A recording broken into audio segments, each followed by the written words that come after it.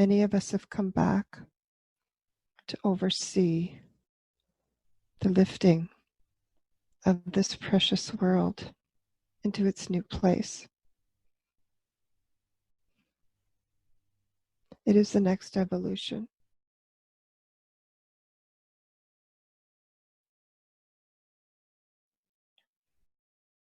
When you talk about this new version of Earth, is this the 5D Earth you're referring to?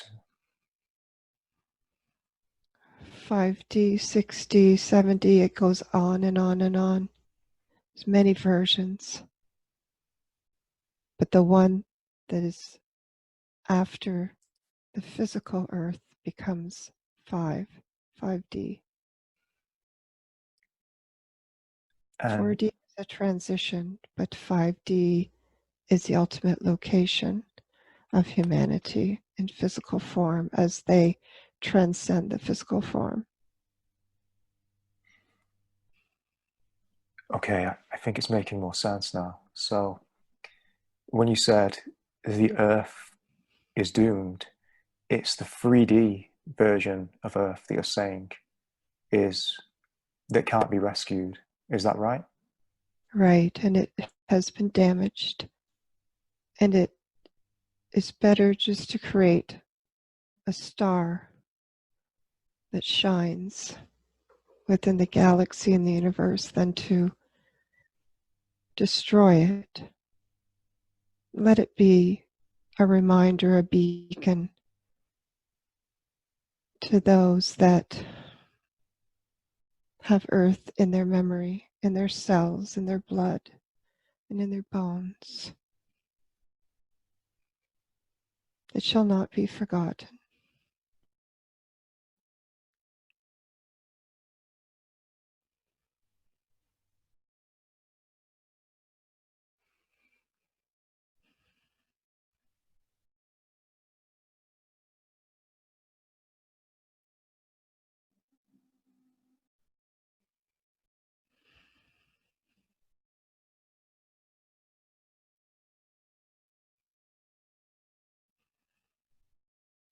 The inner Earth,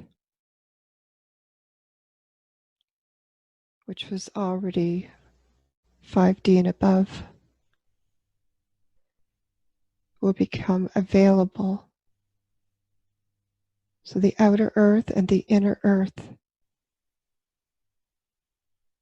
in some ways will connect and be conjoined. And one will get to know the other.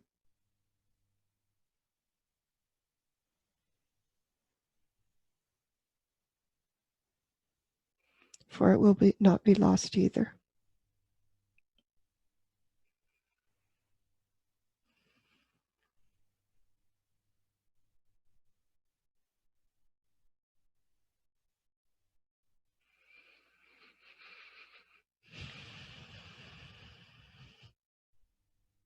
Yeah, there is talk that within the inner Earth, there are constant philosophical debates going on about how and when and if they should reveal themselves to those surface beings.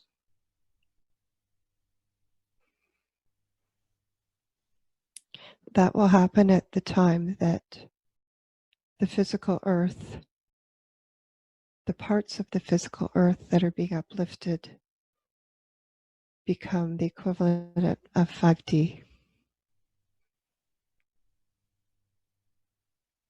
Then the two civilizations will encounter each other openly and without reservation.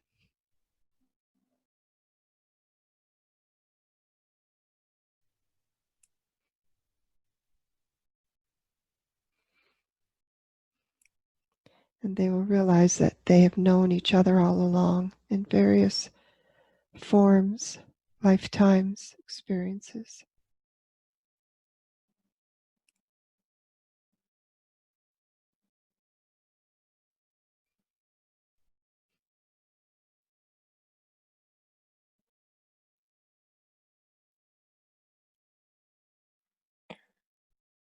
what was the nature, what was the purpose of creating the inner earth, apart from it being a new and creative design for a planet?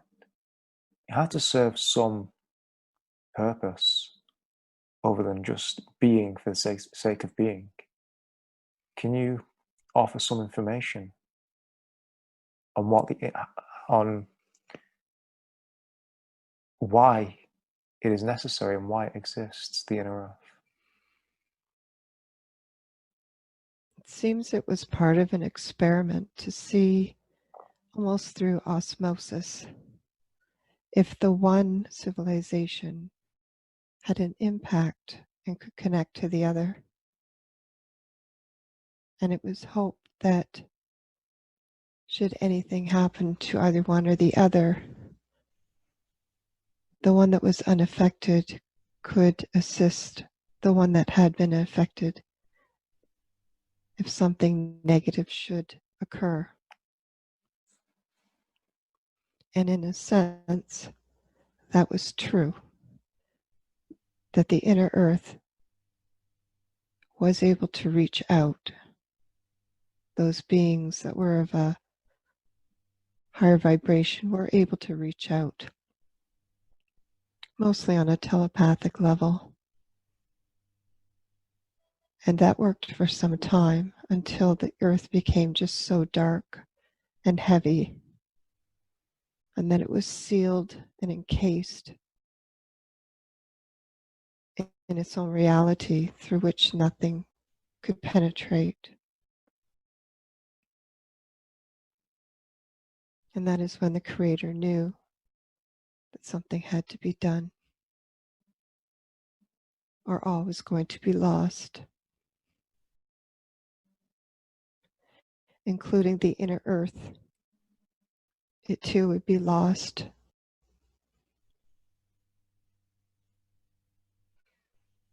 So it was a matter of saving the precious creation.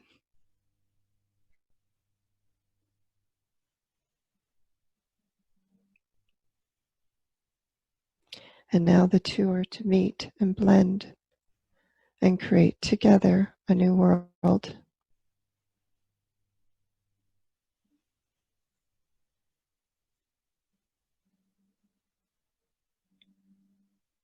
Has there ever been a time on Earth where the surface beings, surface humans, and the inner Earth humans interacted and worked together freely and openly?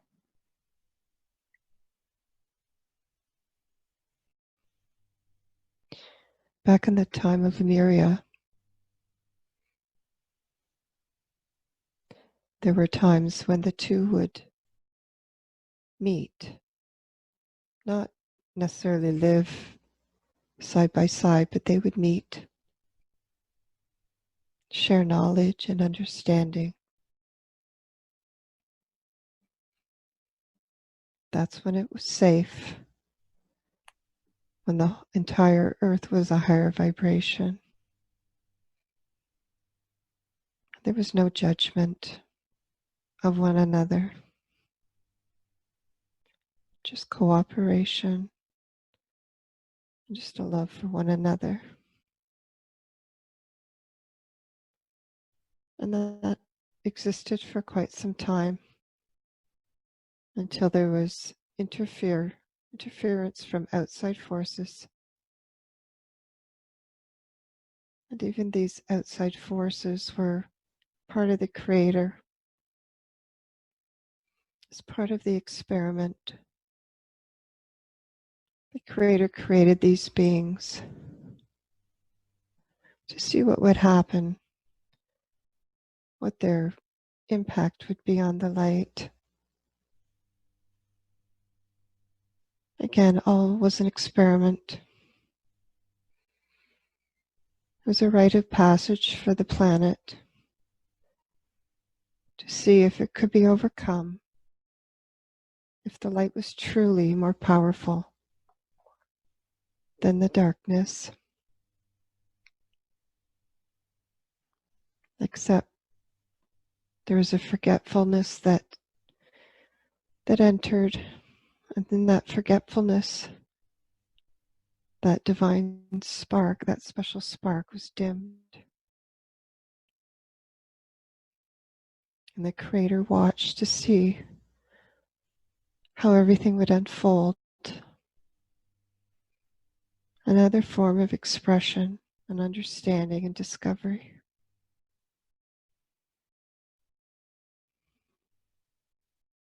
The suffering became too great and began to impact the Creator itself. And Creator knew that changes had to be made. Saving Earth was saving so many other aspects of this universe. It was falling into darkness. The Creator knew it couldn't happen. It couldn't be allowed to happen.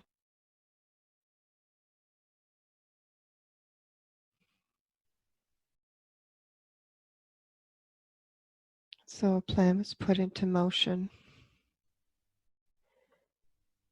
All of the brightest beings, the wisest, the strongest, the most knowing, it was arranged that they would be sent to the planet, to live on the planet, to break through that darkness and that veil of forgetfulness, to reignite and fully set ablaze that divine creative spark, that special spark on and within the planet. And the fulfillment of that is happening now.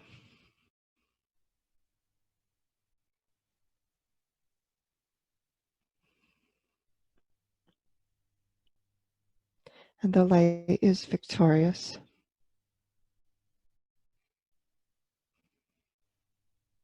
And the plan will shortly succeed. There's no doubt.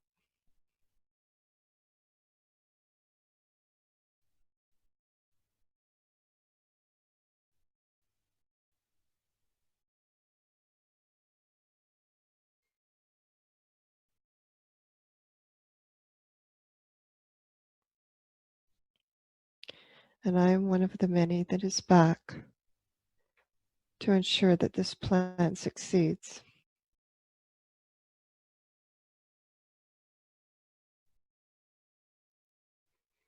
I and many others have been sent by the Creator, again, to fulfill the plans that the architect has put forth. You can think of it as a renovation, creating something even more beautiful with a new sense of purpose.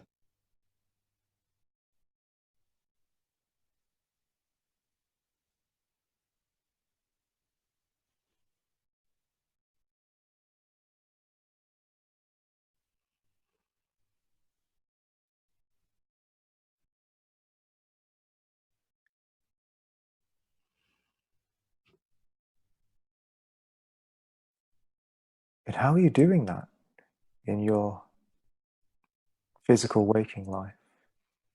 How are you ensuring that the plan is going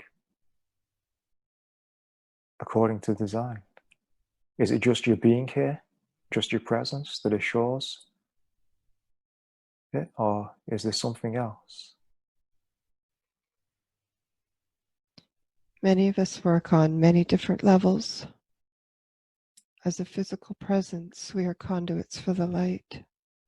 And wherever we are on the planet, we anchor that light deeply, right to the core, to contact that divine special spark that exists there. And as we are a conduit, we also beam this divine presence, this light, to all that surrounds us. That is why there are so many on the planet. This light has to permeate everything that has lost its way, everything that is forgotten, its divinity, and then it holds that same divine spark.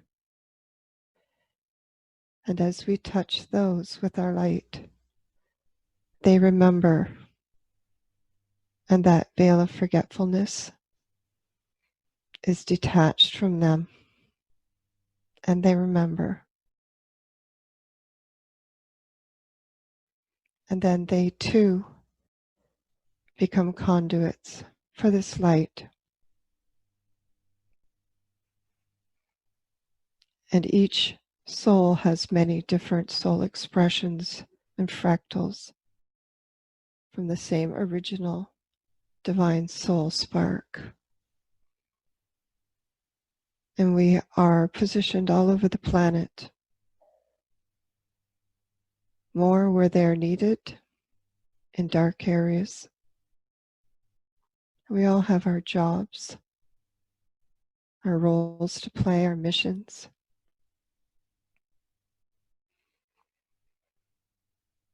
And my agreement was to come here,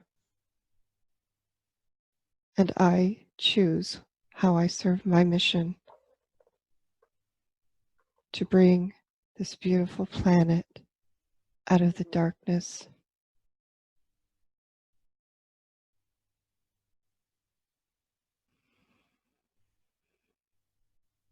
There's no one on this planet that isn't able to be a conduit.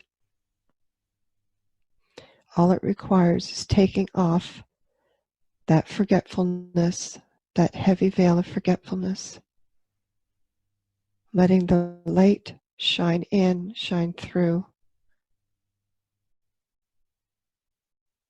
There's more power in that than can be imagined. And it's like one candle lighting another until everyone on the planet becomes a candle. And then no longer can darkness survive. And the entire planet is lifted up.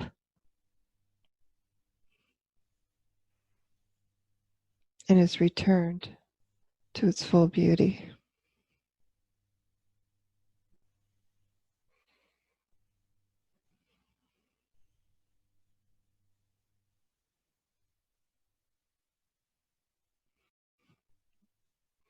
I currently have 23 fractals on the surface with many varied missions. Some are to defeat the dark. Some are to heal, to reach out to others to heal. Some are to heal the earth itself, the elemental kingdom. Some are just to hold the light in whatever location they find themselves.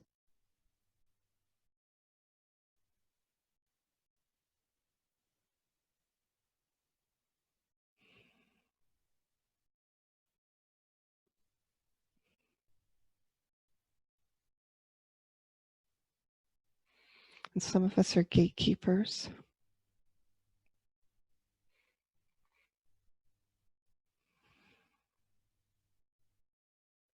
Where there are points on the earth's surface that need to be reignited, that have been darkened.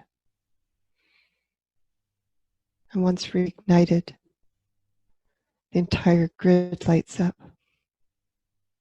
and the entire planet is lifted.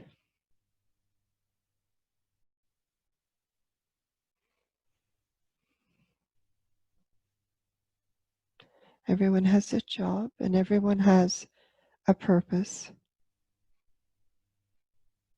But they must remember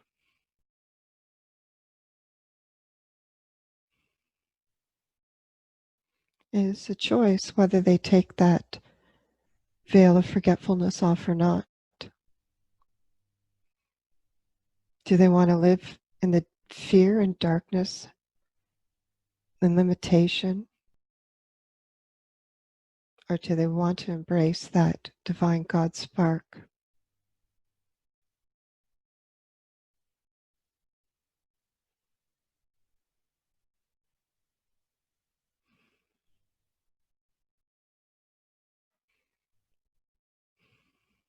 Yeah. It's all about taking responsibility. Yes. If they reach out for help, it is there. All they have to do is ask, but they have to ask. They cannot be interfered with. They have free will. A very special function of this planet is to see how free will interacts with the divine spark.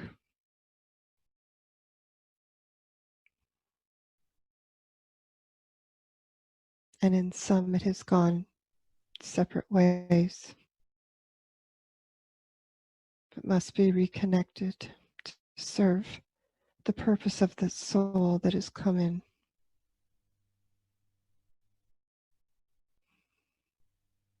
All they have to do is ask.